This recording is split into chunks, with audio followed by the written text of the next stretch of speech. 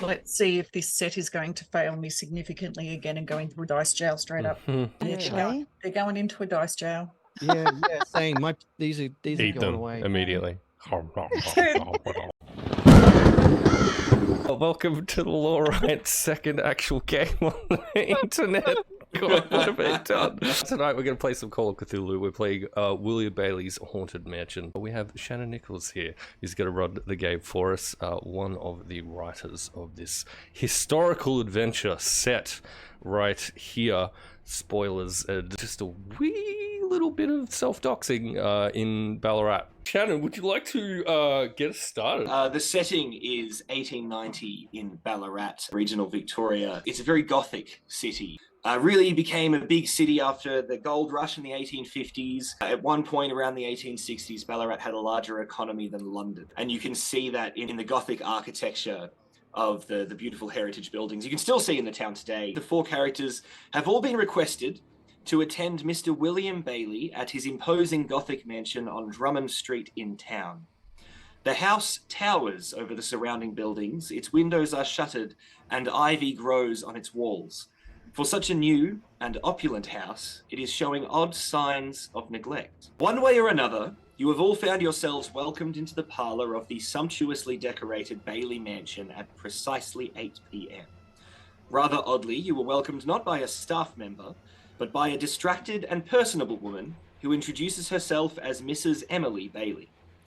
She hurried you each into the parlour, invited you to take a seat, and then promptly disappeared, assuring you that her husband would be with you shortly. As you make yourselves comfortable in the parlour of the Bailey Mansion, you can't help but notice the odd atmosphere in the house. The air is thick with tension and a faint smell of, perhaps, incense. The silence is only broken by the occasional creaking of the old wooden floorboards. The room itself is spacious and grand, with high ceilings and ornate mouldings. The walls are adorned with paintings and sculptures, some of which look quite valuable. The bookshelves that line the walls are filled with volumes on history, philosophy, and natural science, indicating that William Bailey is a man of learning, or at least that he would like to be seen as such. Detective Thomas Montague, as a seasoned police investigator who has come over from England to teach the Ballarat police modern policing, you notice quite a lot more detail than your colleagues do. You notice some concerning clues in the mansion's parlour. The interior, although lavish, is unkempt, and it appears to have been neglected, as though the housekeeping staff have been unable to complete their regular duties. There are several empty glasses containing the remnants of wine and spirits that have not been cleared away. There is a well-used tobacco pipe lying unceremoniously on the table by an overflowing ashtray. You also notice there are open books lying around on the bookshelves on spiritualism, folklore, and psychological ailments such as hallucinations and anxiety disorders. With your hard success, you also notice there is sign of pacing with scuffs on the floor and carpet.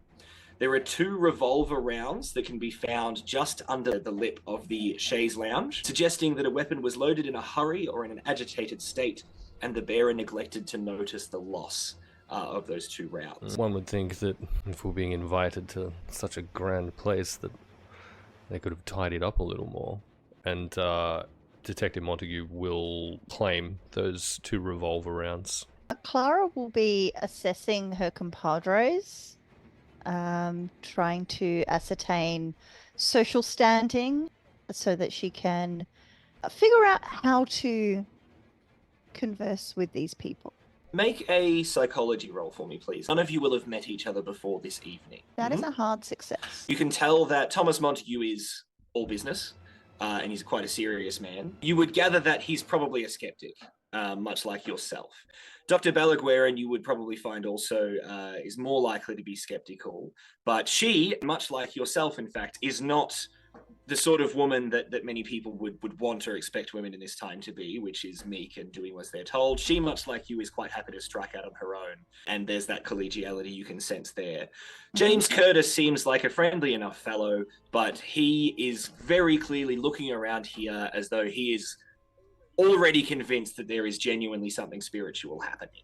I'm just kind of poking around and seeing what spooky shit I can notice without coming across too rude to our host while we wait. It's odd that there's no staff here. You do note that. It's very odd that there's no staff here doing anything. I'd like everyone to make a listen check for me, please. Mr. Keeper, this is an excellent opportunity to explain what happens when you roll a 97. Very good. So 97 or above is a critical Your fail. eardrum It explodes. just means you actually really don't hear anything. Fortunately for you, this isn't a moment of high consequence, so nothing shocking is going to happen to you. But a critical failure means what didn't work really didn't work. So what I'll say for you, Dr. Guerin, is that other people who failed will hear a muffled conversation happening in the next room but can't make out the words. You are absolutely unaware that there is a conversation happening in the next room, to the point that when the door opens in a moment, it shocks you a little bit. The good detective rolled a 0 motherfucking 7. Fantastic. So you definitely hear this actually quite clearly with your attuned police investigator ears. And you, Ms. Baldwin, in fact, you do hear, but only just, and you have to really focus, and that's that luck point. You have to really sit there and attune your ear. And you just hear a short conversation happening outside between a woman who you recognize the voice of Emily Bailey, and a middle-aged man who you assume is her husband, Mr. William Bailey. Their voices are raised. You hear Emily say, "Why bring outsiders in? I'm sure it's just been our imagination or some prowler. There's no need to take this any further." And she's swiftly cut off. "I have had enough of this, Emily. I know what I saw, and I want to get to the bottom of this. I will not have my enemies or some prankster play the fool with me on this. Enough! Now I need to speak to my guests. Make yourself useful and find my keys.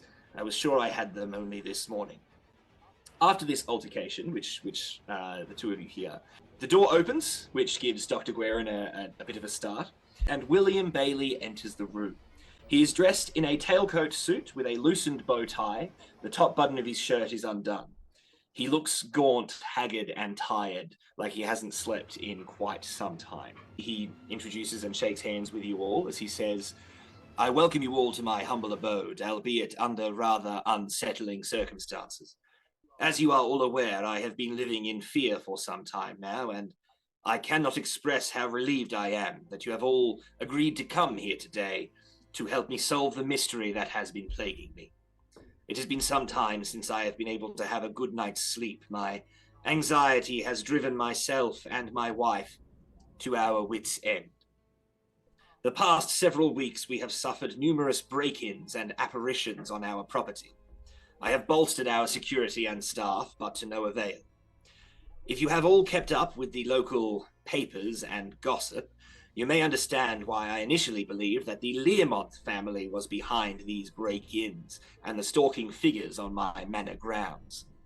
And indeed, I will say you will all have seen newspaper articles and such in the recent weeks about this ongoing feud between the Learmonth family and the Bailey family about some matter to do with a mine they ran, that Mr. Learmonth ran, who Mr. Bailey sort of conned him out of a lot of money in the purchasing of that mine, and there's been a spat between the two very wealthy families ever since.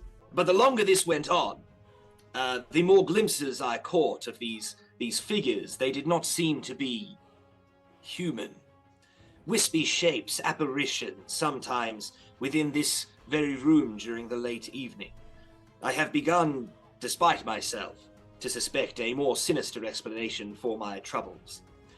And after a terrifying encounter last night, perhaps even the early hours of this morning, on a patrol of the house, as I could not rest, I saw a dark, shadowy figure on the stairwell and fired shots from my revolver. I was horrified to discover that the rounds went straight through the figure and damaged a statue of Saint Michael I had positioned directly behind it. What has terrified me is that the rounds seemed to go straight through the figure, and in the moonlight I swear it was translucent and I could see the stairs beyond. Its face left me distinctly unnerved. Its hideousness is a difficult thing to describe. Since then I have been unable to sleep or rest, and I am often compelled to patrol these grounds at night, my loaded revolver my only comfort. I beg of you to assist me. Detective Thomas Montague, the Ballarat police assure me that your expertise in investigating criminal cases is second to none. Your insights will be invaluable to me. I hope despite your lack of local experience. Mr. James Curtis, as a spiritualist, I believe that you will be able to help me understand the potentially supernatural forces that I have been grappling with. Your knowledge of the paranormal is well known to my dear wife, whom I believe you have met. I look forward to learning from you, sir. Dr. Bella Guerin, I am grateful for your presence here.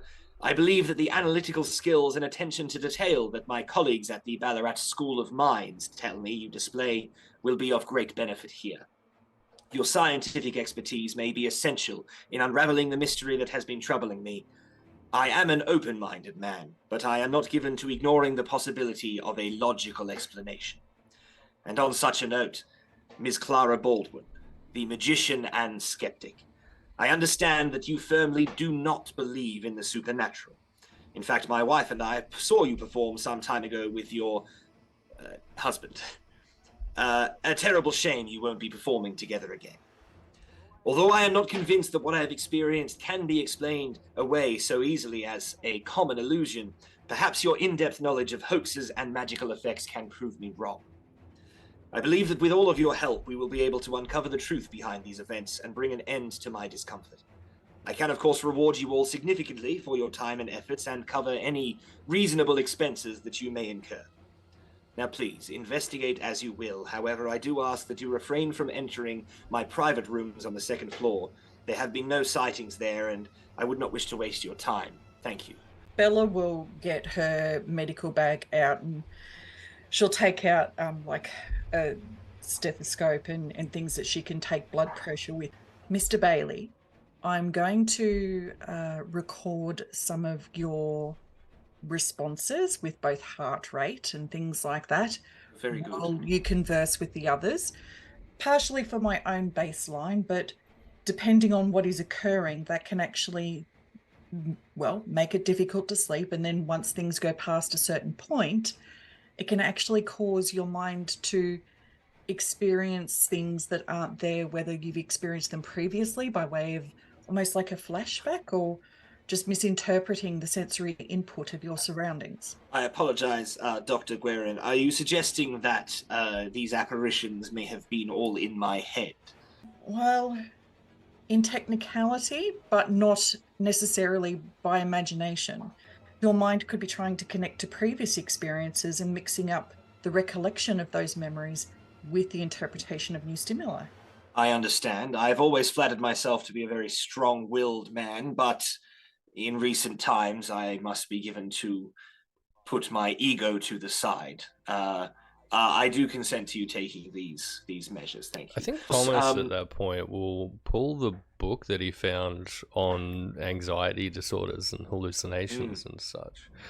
It seems that the good doctor here isn't the only one who thinks that perhaps this might be some kind of condition. I did forget to put that book away. It is rather embarrassing for a man to, especially a man of my standing in the local community, to admit he has such. And you can tell that he's quite embarrassed by this. What I will have you do, Dr. Guerin, is I will have you make a medicine roll. Clara would ask if after servants' quarters, that sort of thing go. Your domestic staff, are they on premises? We did have staff working, but unfortunately I found it best to send some home. Some were not comfortable working here of an evening, and some simply were getting in the way, especially since I believed that hired goons, let's say, from the Learmonth family were being sent here to harass us. I thought perhaps some of my staff could not be trusted. Perhaps that was not entirely fair, but you could understand with my anxiety. My wife and I felt 2 nights ago that it was best to send our staff home. Does that include the extra security? Yes, it does. I found that I simply was not comfortable having armed men on the property that were not myself. Tell me, did any of these armed men, before you summarily dismiss them, also see these things that you claim to have seen? Not as much as I have. My wife and the other staff have seen flashes of light, movement, perhaps a figure in a window, but when they look back, it is gone. None of them have seen a figure or a spiritual apparition as clearly as I did, especially in the early hours of this morning, the one that I fired at. I assure you it was there. You really can tell he's not putting this on. He's actually terrified, and he's putting on a very brave front to not show how terrified he is, because he is a skeptical man, and he's had his skepticism shaken. And his wife especially has been encouraging him to seek this help and to bring people in. You can smell liquor on his breath. You can see in the wrinkles around his eyes, the bloodshot eyes, the color of his skin. He has been heavily relying on alcohol and tobacco, probably nothing else, but heavily relying on alcohol and tobacco to relax for a while. And he's clearly heavily sleep deprived. I think Montague will head out with the intent to inspect this statue that was fired into. Clara would like to ask if Mr. Bailey has had gasworks recently appointed upon the property. Is the lighting gaslit? Yes, the lighting is indeed gaslit. We did consider that and had a professional come in and inspect and assured us there was no leaks. Now, if there are no further questions that you have for me at this time, I apologize, but I would very much wish to retire to bed. If you have questions, my wife will answer them. She will be up in our rooms on the second floor. Don't sleep too deeply, Mr. Bailey. I'm sure if I do have more questions, some of them will be for you. Detective Montague, so you first see on a small table in the hall is a loaded Smith & Webley revolver. And if you pick that up and have a look at it, it is loaded with 4 rounds. All of you will see this. You see the statue of St. Michael at the bottom of the staircase. And it does have a bullet embedded in the shattered statue. And what you notice with hard successes is there seems to be blood spattered in the course of the bullet at the bottom of the stairs there. You actually, specifically, Detective, and this is where the forensic status come from, you bringing modern policing to the Australian colonies and that region comes with the new art of forensics and understanding blood and blood spatter and how that happens. So what you notice is that the blood you can see is consistent with something being shot from a man that is about Mr. Bailey's height from the place he said he was standing, and it hit a thing that was standing where he said he saw the spectre. It's consistent with that. And the blood seems wrong. It's oddly viscous and a little bit acidic, a little bit too dark at this point as well. And if this happened in the early hours of this morning, so we're talking, 16 hours ago, it should be dry, and it's not. There's still an actual liquidity, I suppose. There's a liquid factor to this blood spatter that you find on the ground. Mr. Curtis, you look at this substance that the detective is looking at, and you think that could be ectoplasm, which would be consistent with a spirit. Ectoplasm is something you'll often find after poltergeists or spirits or ghosts are in a region. And it can come in all different types of colors and such, but that, looking at it, you think this could be ectoplasm. This may look like blood, but it does not have the correct consistency in my own experience. I'm just thinking that rather than us automatically presuming because it's not blood, it must be supernatural, open ourselves to the possibility of it's not blood because they planted something there or someone else planted something there, either for us to find or to continue to cause a detrimental effect on Mr. Bailey. If this was the case, whoever has done so has a very good understanding of how blood works, but not its nature. Well, whatever it may be, I'm inclined to believe it's of the extraordinary, and I'm going to take a sample for myself. Mr. Curtis, I'm sure that is going to be your opinion of many things. I would ask that the cook leave the professionals to conduct this investigation. My good sir, I was invited here the same as you. I have extensive experience with the strange goings-on of this town. not least, just a few blocks away is the dark and troubled history of the Vine, formerly the Cornubian, and our local Order of the Foresters, and my own contacts with my dear Annie. There is so much in this city unexplained. You scoff, but I truly believe, and I would appreciate it if you would extend me the same professional courtesy, if not personal courtesy, that I'm extending you. Personal courtesy is a sound request. Professional courtesy, we shall see.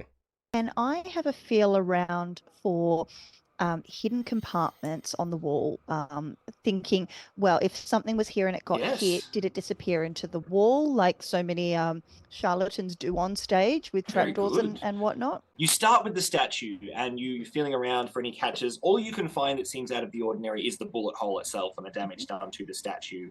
There's another bullet hole in the far wall as it's just missed the statue. And as you look around, you don't find anything there. What you do find is in that sort of cupboard under the stairs region where there's a wall, there is actually a hidden panel, which you can open. However, there's not enough space for anyone to stand or hide away in there. What is behind that hidden panel is a wall safe, and it's locked. Well, I assume this individual will have fled after having been shot, if that's indeed what happened. Perhaps some investigation of the exterior out the front, perhaps. So you head out front of the building, and as you can see, it is this beautiful Gothic manor. The gardens have become a little bit unkempt. They haven't been unattended for very long, but long enough for a few weeds to rear up their ugly heads. Please make a spot hidden roll. I have a failure, but not a catastrophic one, so I'll keep these dice for a bit longer. Very good. You don't trip over something. How No, did you go, I got- detective? Remind me how percentile dice when you roll 2 zeros. Okay, so that's a 100. That's a critical fail. As you confidently stride out front after having these people come with you, your foot catches on a rock that's sticking out the side of the garden in the dark, and you trip over and fall flat on your face. Careful, this is Call of You don't Cthulhu. I take can any die damage. from that. That's dangerous. You don't take any damage, except to your ego. It's kind of The worst damage of all. stands up, brushes himself off, pulls out his pipe. Mr. Curtis and Ms. Baldwin. You see outside there are signs of footprints in the soil, passing outside the front sitting room window. In an alcove in that area, there is a small pile of cigarette butts that can be seen, as though someone has been waiting there for some time.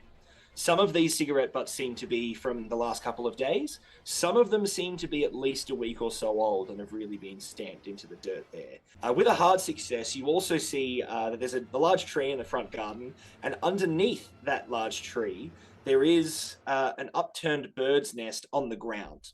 It seems unusual that this bird's nest would be turned, fallen down the way that it is. I'll be as delicate as I can. I'm gonna slip out one of my big heavy occult books, Sure. just, like, gently flick it with that, so that if something comes springing out of it, I can hold it up in front of me real quick.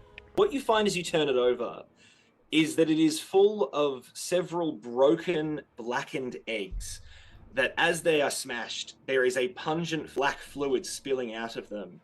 And the fetal beings within are twisted and deformed, these horrible looking birds out of the eggs. And a mother bird lies dead amongst the eggs as well. I need everybody who is witnessing this to make a sanity roll, please. I've So, Mr. never Curtis- been so glad to have tripped over my own feet. As you look at this feeling of disgust rises in your stomach as you see and smell this unnatural gloop, and having to tackle with the mortality of these poor innocent creatures that you've seen who clearly died in an unnatural and horrific manner. It makes you feel very sick. But as a seasoned spiritualist, you are aware that sometimes supernatural things happen. You don't have to feel unsafe. You've been through lots of strange things before, and you quell that doubt within yourself and carry on. My word. These poor creatures have passed in a most unpleasant fashion. I wouldn't necessarily advise anybody else get as close as I did, because the smell is untenable. That's not right. And I think something very strange is happening on these grounds. Something supernatural, perhaps? Something strange is all I'm saying. Look, I'm no forensic scientist or doctor, but it seems to me like there may be some connection between this group and this group. I'll grab another one of my small vials out, and I'm going and a very long stick and scoop a little bit in and just snap the stick off and put the cork on. Miss Baldwin, in your supplies there, would you have paper where the type and nature of the paper is closer to what we would use for blotting? Well, I have a notebook and pen. Bella will basically create 2 strips from the paper, and then put the end of one of them in the sample that we collected when we were discussing whether or not it was ectoplasm, and a sample in what was just collected from the bird's nest to see what the draw-up's like and whether the patterns match each other. I think we found the thinker of the group, folks. Well, I don't call her doctor for nothing. You take a small drop of each different kind and you pop it on there.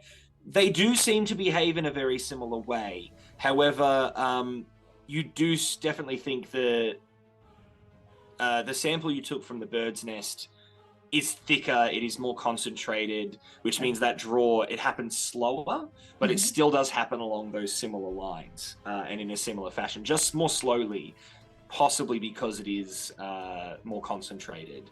That slight, very slight acidity that it has, you can see that more notably on the paper, is the way the paper actually almost thins a little bit where it's the thickest. While I'm here with these cigarette butts and footprints, I would like to get out my wax impression board and line it up with the footprint and make impressions for the length and width of the footprint. Mr. Montague, what do you think our luck would be in trying to track the original point of these footprints and where they entered the property? Detective, thank you. So almost as though they've come in the front gate and then veered off onto the lawn, gone through the garden to get to that alcove, made a beeline to get there as quickly as possible after entering the property. After being corrected that it's Detective Montague, Bella will casually say, I do notice, Detective Montague, that you didn't ask what my name was. I'm Dr.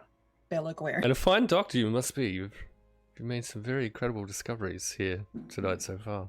I do believe myself and Miss Baldwin are quite prominent people in our respective fields.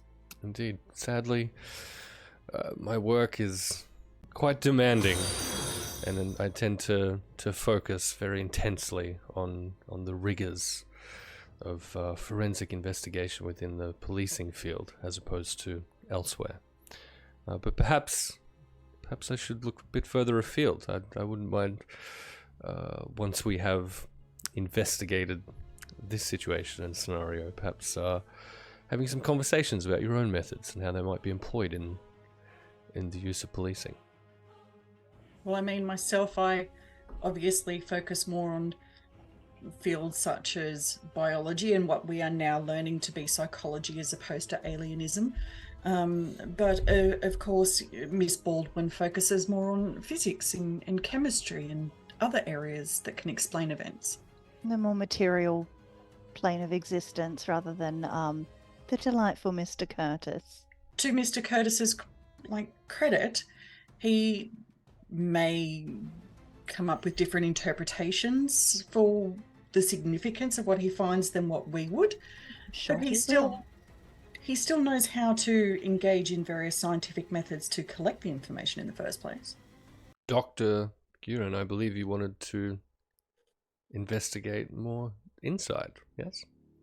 I did. I wanted to see whether or not there was some form of, basically whether or not someone had been interfering with his food or drink to cause some form of psychological altering state. So the best place for that would be the kitchens. You can go and investigate the food and the other goods there. Unless you have something else in mind, I'd have you make a medicine roll to look for poisons or other things that may have been added. And in true style, it's the waft, it's not the nose right over. Yes. Don't look at me like that, Promethean. I'm gonna sort of sticky beak for evidence of things spoiling despite having been taken care of. You make a science chemistry roll. Okay. How'd you go? I don't want to tell you. It's a 97. Okay, so you open the larder and you find a block of cheese, and you look at it and you think, this has clearly been tampered with. This cheese has become riddled with mold. There are clearly blue veins of mold running through this cheese that could be very dangerous. Perhaps somebody has injected some kind of blue-colored poisonous thing into this cheese, and if you would like, you can bring this to the attention of your colleagues. I'm just gonna pocket the cheese for now. Pocket the cheese for now. The old Yeah, I'll pocket see. cheese. See if I Very can find good. anything else. How did you go, Doctor? A hard success. You don't find anything that's been poisoned. Having a good look around here, it is unkempt, and there hasn't been staff here keeping everything in good order, but it doesn't look like anything's been tampered with in any way. Nothing smells funny. What you do notice, though, as you're looking around and you're checking for these smells, is you get a very strong scent of herbs, prepared herbs, specifically sage, wormwood, and another herb you actually can't quite place, even with a hard success at this time. But definitely sage and wormwood that you're smelling, as though it's been prepared and stored in very large amounts, larger than a domestic kitchen would usually have these herbs. Do any of you understand much about different herbologies? I can't recognize the last one in this combination. I'd go ahead and take a look at it. I was would gonna like to say- make an occult roll to try and discern, metaphysical properties of Certainly. herbs. Mr. Curtis, you notice that it is, you recognize it, and you do as well, Ms. Baldwin. You recognize that the third herb is St. John's wort. What you find with that extreme success, Ms. Baldwin, is that with your extremely keen nose, and that you've noticed this, is that not only can you smell the sage, the wormwood, the St. John's wort, you can actually follow the remnants of a smudging pattern throughout the house, starting here in the kitchens where they must have prepared the herbs. And you can follow it. It goes sort of down out of the kitchen, down the hallway into that front room, and then up the stairs. I should like to pocket a handful of salt from the kitchen, and if at all possible, a champagne glass or something like that, something that I can crush. You find a nice, fragile, thin-looking champagne glass. I would like to look around and see if there's any cast iron utensils. So there would be a cast iron cooking pot in the kitchen, Mhm. certainly, and probably some other cast iron skillets and other implements. And of course, there would be forged iron fire pokers and such around too. I feel like a skillet's going to be a bit too heavy, so I'll grab a fire poker and bring it with us.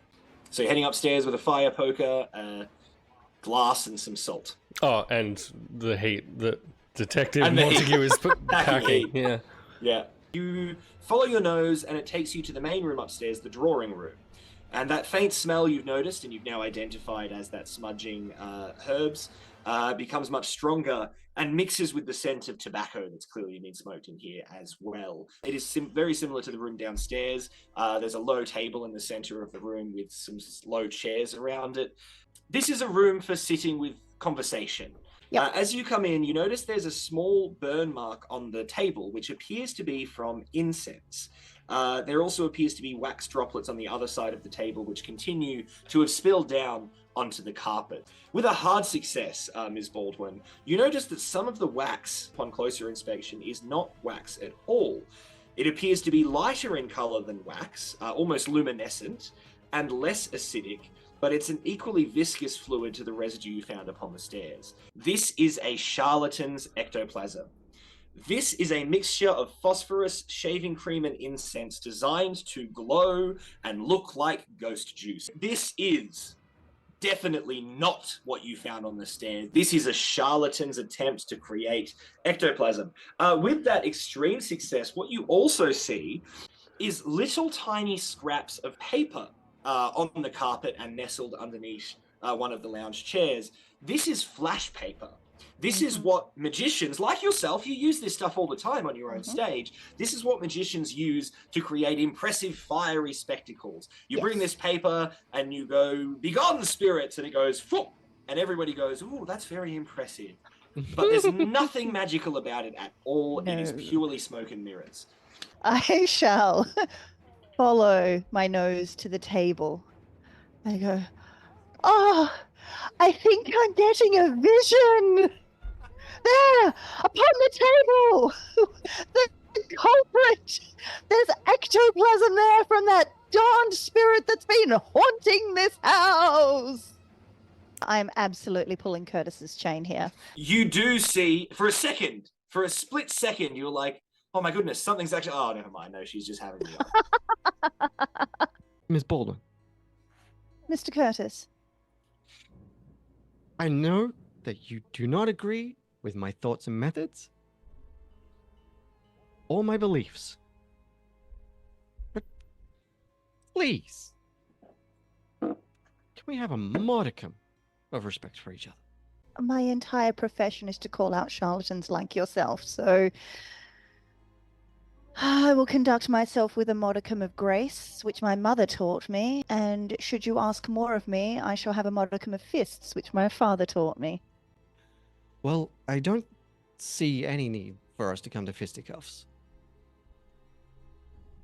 Then stop making egregious questions and requests of myself. The last thing that I would like to do is to have a look at what Clara was just making a big fuss over, and then just see what else is around, because obviously, like, to me, I feel like I would know that if Clara's making a fuss over it, it's evidence of chicanery. Yes, yeah. And I would like to see what I can find out about why somebody would be trying to fake this when there is some actual weird shit going on. Yes. So you would know, as a genuine spiritualist, you absolutely believe there are charlatans out there and they give you a bad name. And you don't see anything further. You believe that perhaps somebody held a seance here. If you hadn't already had it pointed out to you, you might have believed it was a true seance, but after closely looking, it was clearly a false one. But most of the evidence has been cleaned up, apart from those droplets of wax, droplets of false ectoplasm, and scraps of flash paper. Mr. Curtis, having been within various forms of company that you keep, are you able to tell whose, for want of a better term, trademark is stamped on using these types of methods to... If I'm being completely honest, these are the most basic of basic methods of taking advantage of those like myself that have a leaning towards the spiritual.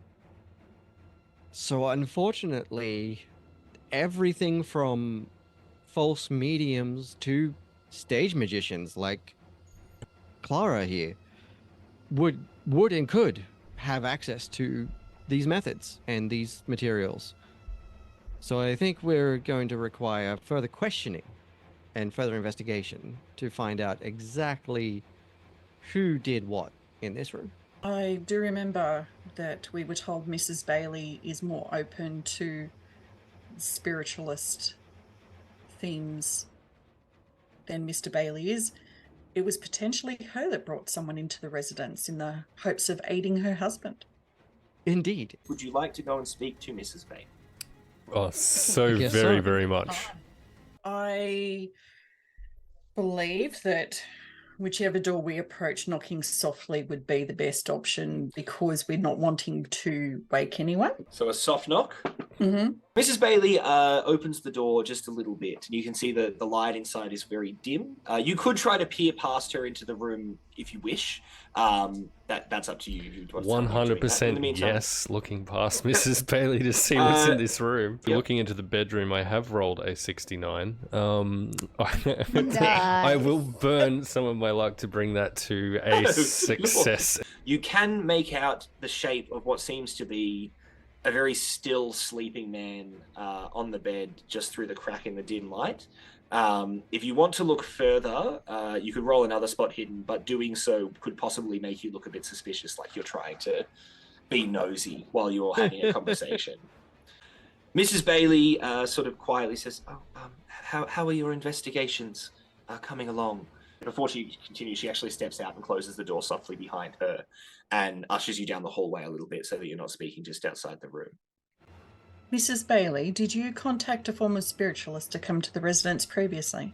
And I'll remind you, Mrs. Bailey, You know it what? is important to tell the truth in such matters so that we can get to the bottom of this investigation. Mrs. Bailey isn't used to being confronted, and you were quite blunt as well in the way you approached her in the question, being confronted by educated women in this way. So she's not offended or anything, but she just doesn't really know how to respond to you, and she defers to the authority figure in the room, which is Detective Montague.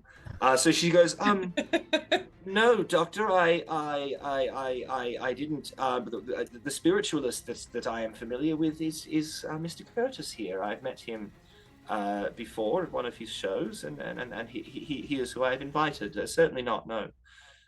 You, however, Detective, with your role, you can tell she's not being entirely truthful. Mm-hmm. You are absolutely certain, Clara, she's definitely lying. Mrs. Bailey, perhaps if you could take us into the drawing room. We've found something quite interesting there that I'm hoping you can shed some more light on. Asking her to go into the drawing and just look at something is put her off. It's made her uncomfortable, and you could pretty easily surmise that there's something in the drawing room she was hoping you wouldn't find. She will follow you there. You tell us that you've not had any spiritualists in the house. But I ask you then, what exactly do you make of this? And points at the quite dramatically fake ectoplasm. J'accuse! What about Amazing. this? She completely breaks.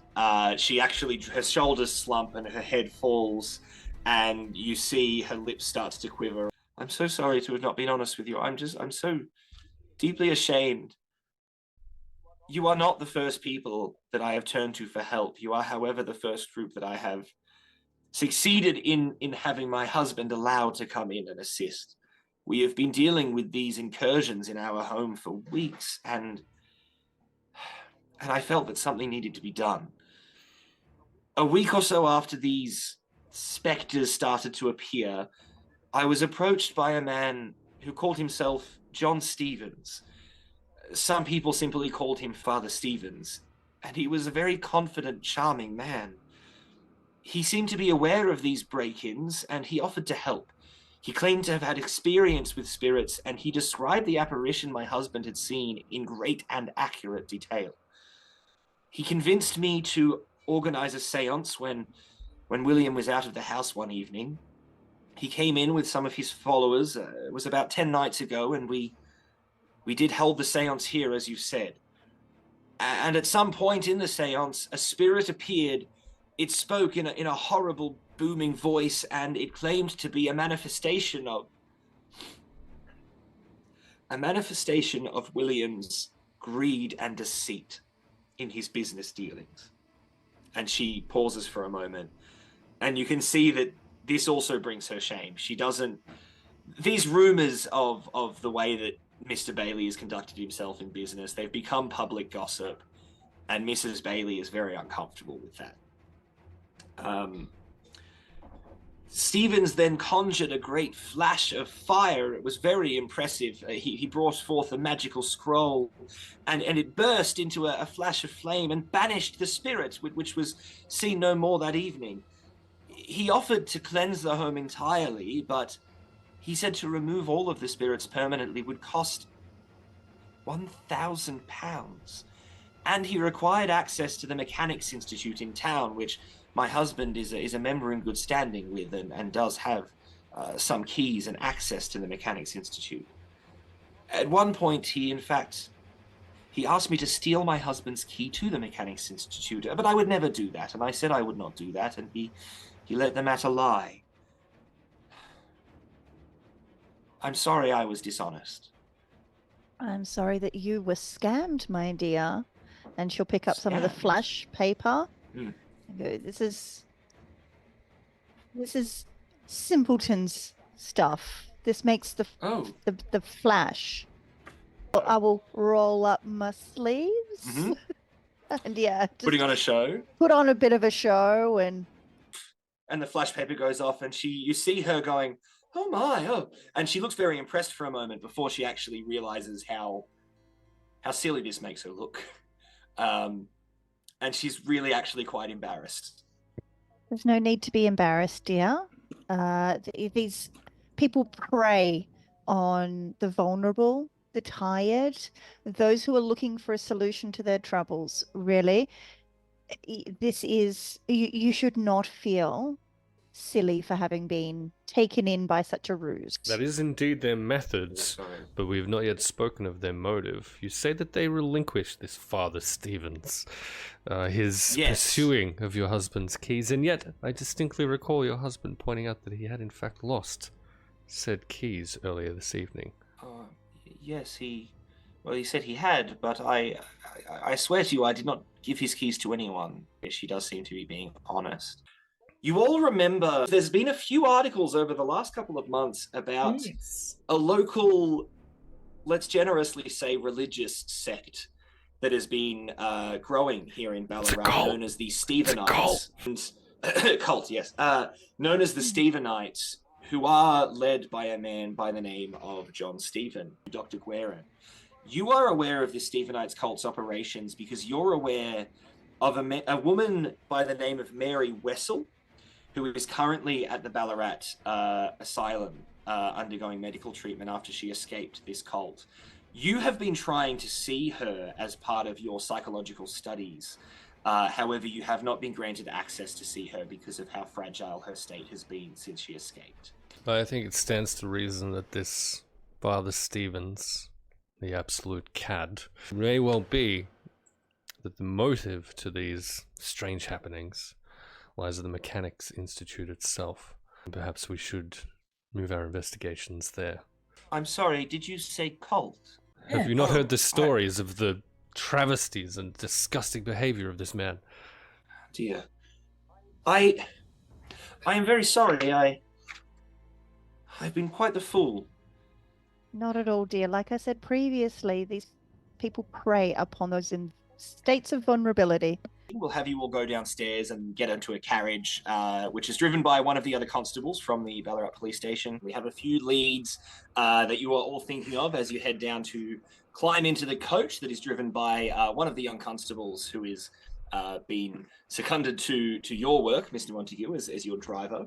The four locations that you have become aware of as potential leads are the mansion of Mr. Thomas Learmonth, who is a person of interest in this because of the ongoing squabble between Mr. Learmonth and Mr. Bailey over some business dealings they've had. There is also the Stephenite compound, where the definitely not a cult bases their operations within Ballarat. We have the Ballarat Mechanics Institute, to which Mr. Bailey's set of keys has disappeared, and the Stephenites have shown some interest in getting access to the Ballarat Mechanics Institute. And we have the Ballarat Asylum, which houses a young woman by the name of Mary Wessel, who escaped the cult a few weeks gone by with her baby, and has been kept there in the asylum since. And Dr. Balaguerin has been trying to speak to Wessel for some time, but has not been allowed to because of the very fragile state Mary Wessel is in. As you approach the coach, you hear Emily Bailey chase you out the front door and say, excuse me, I'm very sorry, Detective, Doctor, there is something I just remembered, which is that the reason they'd said they wanted to get into the Mechanics Institute was to find some rare tomes, particularly a book called definitely not me forgetting what it was called. Oh, David would be so unimpressed. He'd be really unimpressed with me right now. But this is a real book, by the way. This does exist, and it is in the care of Federation University in Ballarat. This book, it was called something about the redemption of mankind. You also remember reading some articles discussing a book that the Ballarat Mechanics Institute has in their care. And the name of that book is Touching the Full Redemption of Mankind by the Death and Blood of Christ Jesus. The really disgusting and interesting part about this book is that it is bound in human skin. For an extreme success, would there be any additional information one might glean? Certainly. So from an extreme success, you know that this book was actually originally printed in 1599, so it's a very old book. But you think it possibly has been rebound since then. So the skin that's bound is probably not quite that old. It's a small tome containing the work of a Bishop Thomas Bilson. And he articulated in his book that the metaphorical Calvinist interpretation of hell as an exclusion from God was accurate. If that was, then Christ's descent into hell after his crucifixion must refer to an actual existent hell, as Christ was neither subject to sin nor able to be separated from the divine. Which is all, I'm not really sure how to directly relate that to what's going on here, but it's a very intricate serious religious text and religious philosophical text of very new and interesting ideas. The other thing you get with an extreme success is that inside this book, famously among people in the know, is the inscription of mother, not for mother, of mother. Okay. Isn't that the skin book? It is indeed, yes. Yeah. Yeah. Well, I don't know about all of you, but I think I would like to get my hands on this book if it might give us some kind of leverage over this charlatan. Absolutely. At the very least, find out why they want these keys and whether or not they've been successful or if the keys have just disappeared, yes? Yes. Indeed. Very good. So you head to the Ballarat Mechanics Institute, a very tall building in the main street of town, Gothic in its architecture, and atop the building is a statue of the Roman goddess Minerva. Interestingly, you find there is already a few police officers there. There's already a police presence just outside the Ballarat Mechanics Institute. And a sergeant of the Ballarat Police turns around and looks at you, and looks especially at you, Detective Montague, and is clearly confused as to why you're here as you approach him. Constable? Sergeant, actually. Sergeant. My apologies. Detective Montague, isn't it? It certainly is. What are you doing here? Well, Sergeant, I am investigating nefarious activities, and have reason to believe that thieves might have made their way into the Mechanics Institute to procure an unusual book. I find it very interesting that you have reason to believe this, because I also have reason to believe this, because the book is missing and the Ballarat Mechanics Institute's already been broken into this evening. This police officer is an old school Victorian Ballarat police sergeant. He does not like you. He does not like that you are here teaching him and his colleagues how to do police work. They do not appreciate your modern British policing, and he's a little bit annoyed that you've come here about 20 minutes after he arrived to find out there was a book stolen, to warn him that the book was going to be stolen. Excellent, old chap. You can gauge that from him quite clearly. Tell me, what kind of investigations have you pursued thus far? Myself and two constables have gone in there to have a look around. We found the book was missing. The glass case in which it was in has been smashed. There's no forced entry into the building itself, suggesting they must have had keys, or perhaps been someone that worked here. They must have unlocked a back door as they came in. I can certainly save you some time on the nature of the keys. I'm almost certain that they would have been stolen from a Mr. William Bailey. William Bailey? Indeed, the very same. This isn't some continuation of that scuffle between him and Learmonth, is it? Well, it very well could be, but I fail to yet see how Mr. Learmonth would be at the bottom of all of this. Mr. Bailey's been sending letters and talking to the station for weeks, claiming that Learmonth is sending fellas over to have a go at him. Sarge. Wait, you're that Curtis fellow, yeah? Yes, indeed, Sergeant. Now, look, have you heard of these new light folks? What, those new lighters? Yeah. The very same. We Yes. have reason to believe that they have something to do with this, and they're after this book. What makes you think that he had something to do with this? Well, they were at the Bailey Mansion doing some He looks up at shady that. business with Mrs. Bailey and convincing her of apparitions. Apparitions. And we have reason to believe that they were only doing so in order to gain access to Mr. Bailey's keys. I'm sure you and your men are perfectly competent. Nonetheless, I would like to see the scene If of you the wanna crime waste with my your own time- eyes. If you want to waste your time going over covered ground, detective, then you be my guest. He gestures to the constable by the door to let you pass through. Young chap, would you like to conduct us to the scene of the crime, please? Yes, sir, certainly. And he shows you in. So you head through the foyer of the Mechanics Institute, and the book was kept in the basement level. The lanterns have been lit up to a dim light. There is a case sort of central towards one wall that has been shattered open. You can see shattered glass everywhere there. And that's what you see as you enter. With a successful spot hidden roll from most of you, is you actually find near that back door, near sort of backside door there, in a corner, just sort of hidden behind, almost easy to miss, is a paper mache mask. And this paper mache mask, if you go over and pick it up, if any of you would like to do that, you notice it has this hideous and intricate design that has 3 eyes on it. So the regular eyes for the mask, and then a third eye up here as well. Make a Cthulhu Mythos roll, anybody who has the Cthulhu Mythos skill. No, we're Or you can playing also it. make an occult roll, but you are looking for an extreme success. Being an I have occultist. credit rating, if that's of any help, but I feel like it's probably not going to be. I'm going to burn 4 points to get an 34. extreme success in occult. Whoa. Very good. Nice.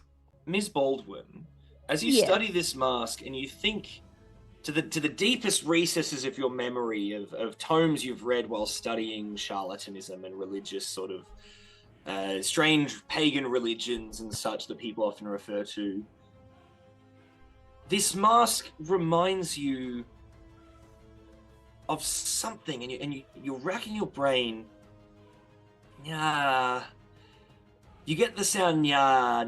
You're not sure, but something very old, a very, very old thing. Not something you'd expect to be made out of a modern paper mache mask of any sort. We're talking like extremely obscure pagan religions, but you can't place it. Even with an extreme success, you can't place more than that, but you're getting something from that. Any other thoughts if you're looking around? Anywhere else within the Mechanics Institute you want to have a closer look at? Yeah, yeah. I hate you. I hate you all. I hate you all so much. Go ahead and make a spot hidden by the rear entrance. Stop it. I have a good gander at the tradesman's entrance.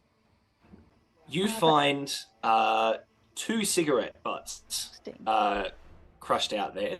This does seem to be the same tobacco and the same style of rolling as you found outside Mr. Bailey's mansion. Should we perhaps make haste to the Bailey's rival in this matter? I think it could be worthwhile talking to Mr. Learmonth, yes. The sergeant re-enters the room and comes down and still doesn't seem very happy with you. You are a superior officer to him. He's not going to be overtly rude. And he says, right, are you finished up in here or what? Did you find anything? We already went over this place with a fine-tooth comb. As I say, we have come from Mr. Bailey's mansion, where we did in fact find the same tobacco that we have found at the rear entrance of this very location. Please take these and store them in evidence if you don't mind, and make sure that that is noted accordingly. As you return to the coach and you climb back in and you say to the constable driving the coach to head to the mansion of Mr. Thomas Learmonth so that you can either tie him to this crime or rule him out as a person of interest. I will pull out the mask and go, I also found this. A part of a phrase keeps coming to mind. Nya. I can't extrapolate more than that, but if you'll take a look, it's quite odd.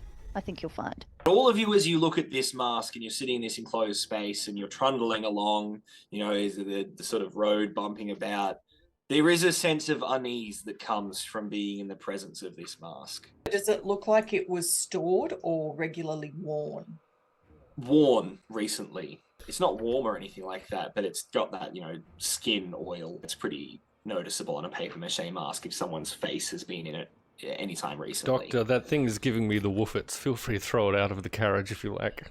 Your coach has pulled up outside the mansion of Mr. Thomas Lemont and his family. Detective Montague will approach the door of this residence and give it a good old strong rapping.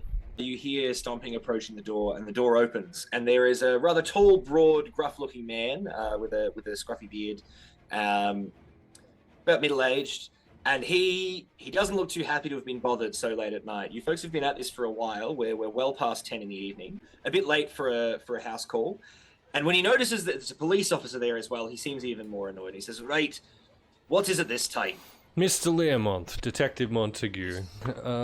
Right, detective. You've already been here quite a few times recently. Just the police in general. I surely do not know what you mean, sir. I'm investigating an entirely new matter that has arisen this very night. The recent altercations between yourself and one Mr. Bailey. Oh, weeping Bailey again. I'm sick of hearing about him. And what, is he complaining again that I've sent some men there to bother What him? exactly is it that you're sick of, sir? I have not heard the end of Mr. Bailey since the issue with the Mount Edgerton mine where he fleeced me. Weeping Bailey, for those of you that seem not to know, is a braggart and a liar. Weeping Bailey was one of my most trusted agents in managing my mine. I asked him to look at the value of the proposed mine at Mount Edgerton. I just purchased it, and the lying cad told me it was worthless, but he was able to get a gullible party to purchase it for a mere £10,000. I was relieved. I was so relieved I offered him a cut of the sale for taking this worthless mine off my hands, and he wept with gratitude in my office. And the whole time he knew full well that he was an anonymous purchaser, and the mine was worth millions. And not only that, but in a court case, when I tried to have him pulled up on this, he threatened one of my men to testify in his favor. And my men are more loyal than that, and as I told one of your other detectives, Mr. Montague, my man's loyal. He's made of sterner stuff, and he grabbed that blackguard by the beard, and he threw him in the mud, where he deserved to be. So you tell me, detective, I'm angry at this man, but I'm sick of hearing about him. What are you here for? Angry enough, perhaps, Mr. Limouth, to send one of these very loyal men to Mr. Bailey's mansion, perhaps, to lurk outside of said place and perhaps have been shot by Mr. Bailey. While this is going on, can I please Certainly. check out Mr. Learmont's shoes? I'm going to burn 2 points of luck to make a success. His shoes are larger than the wax impression that you have. Thank you. Montague doesn't have a lot going for him in terms of interpersonal skills. What he does potentially have is law, however. Sure. And Yeah. I have rolled a 10, which would be an extreme success. Mr. Learmouth, I will remind you that as the subject of ongoing investigations, it is very important that you are honest with the authorities at all times. Fair enough, detective. I will be honest, which is that I did once sent a man of mine over to have words with Mr. Bailey. That was some weeks ago, and I have not done so since then. All I have done since then is try to move past what has been a costly and embarrassing sequence of events. He is generally, especially with the streams, he's generally being honest. He has nothing to do with this. He's sick of hearing about it. Mm-hmm. And mostly he's just angry at Mr. Bailey because he stole his mine. You can all be pretty confident that Mr. Learmont is telling the truth, at least mostly, and that you can probably safely write him off as a person of interest in this case. If we are going to the asylum as our next place, given I have not been able to get access to her and she's currently not implicated in anything further, let me make contact with someone I know who works in the medical profession that could possibly get us access so, at night. You would have to go to that person's home, essentially, because you can't call them. Your best bet, and you'd know this is someone who's been trying to get in, is yes, you haven't been able to get access. You've never gone there with a police officer. Oh, that's... The doctor that would be there somewhere at the hospital, the doctor that would actually be able to let you in. Bella's main concern would be if she wasn't allowed in because the person's fragile, then a police officer interrogating would be even worse. That's what the guns are for. Maybe we can come up with you need to question her, she's very fragile, I'm here to kind of provide for want of a better term, softer questioning that still achieves. Make sure that I am appropriately guided in my questioning of this fragile creature. I have a potential other way of ensuring that you are not removed, or you are allowed to transverse this hospital as you might require. I could always go in and say that I wish to assess the hospital for a large bequeathment, and that I should like the head doctor to give me a tour of the hospital. Tammy, as a player, thought you were going to suggest turning up and saying you felt hysterical and needed to be admitted. That's what I thought. That was That's where I plan thought you were D. going. I was going to put everything else ahead of that. That actually happened a bit here in Victoria, especially at the Arrowdale Lunatic Asylum in Ararat. There were women who had themselves deliberately committed so that they could investigate claims of abuse in the asylum. And what happened was that when she was done and she'd done her investigating, she wanted to leave, they wouldn't let her out for months, and she was abused, and it was really very horrible. I will wrap up by saying you've had this conversation in your coach. You have now pulled up outside the hospital building, which is where they have their psychiatric ward. Not a lot of lights on, you think, as you approach. That's where we will leave it now. We're about, I think, just over halfway through the content of this module, depending, of course, on how you continue to play. This is Mr. Bailey's Haunted Mansion, written and set locally here in Ballarat. It is available on the Miskatonic repository. Thanks to Shadow for jumping and running the session. It has been super fun so far. We're going to need you to come back to wrap this shit up.